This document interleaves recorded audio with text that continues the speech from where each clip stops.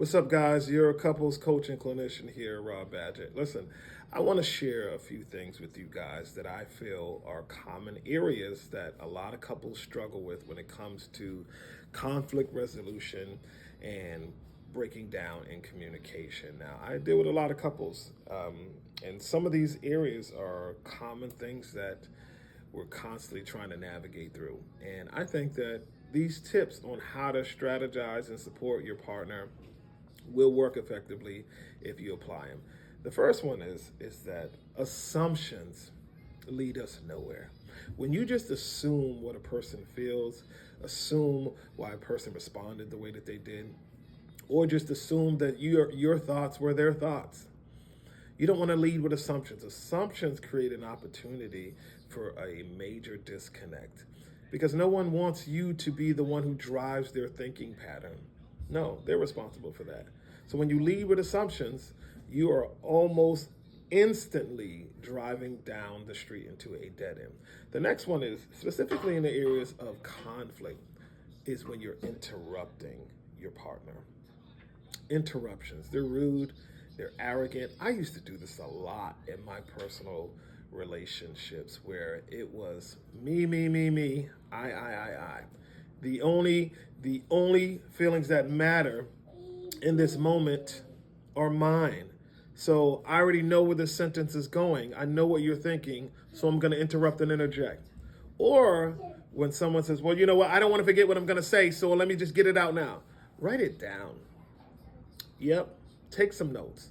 I know that's probably really hard, but do you know that when things move fast, you have to move slow? It's a key strategy. When my emotions are heightened, when I'm feeling passionate or I'm feeling angry about something, there's a temptation to move fast, to not think, to just react.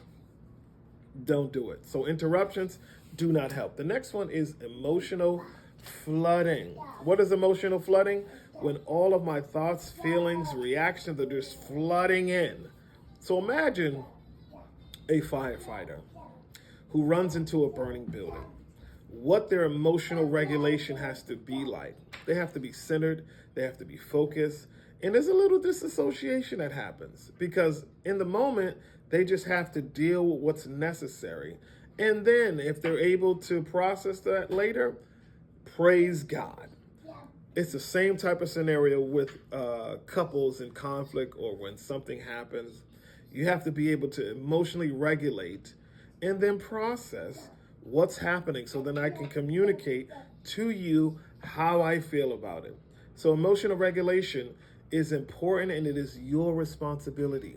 You are responsible for managing how you feel. You are responsible for how you react to something that's being said.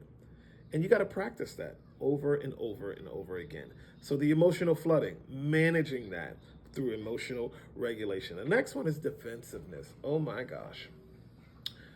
Dr. Gottman, or the Gottmans rather, they talk about the four horsemen in relationships. And one of those horsemen is defensiveness. When I can't bring anything to you, where we can't ever talk about it, because every time we do, you get defensive, it is a recipe for disaster. Now, I will say this.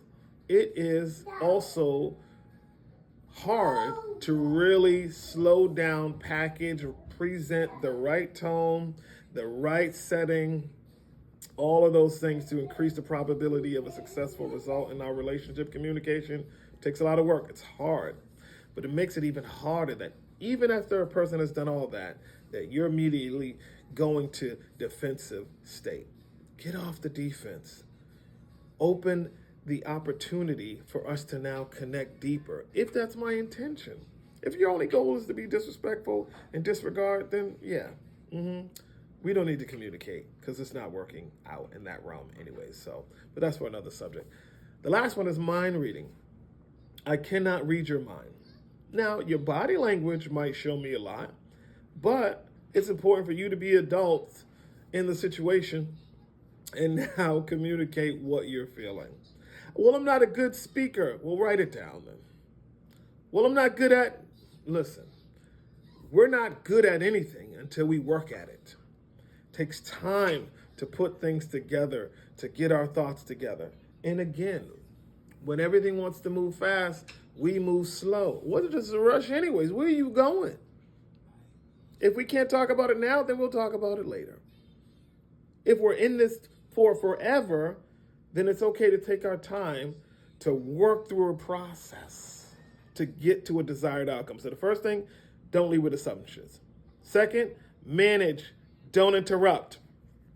Third, emotional flooding and regulation, your responsibility. 4, defensiveness.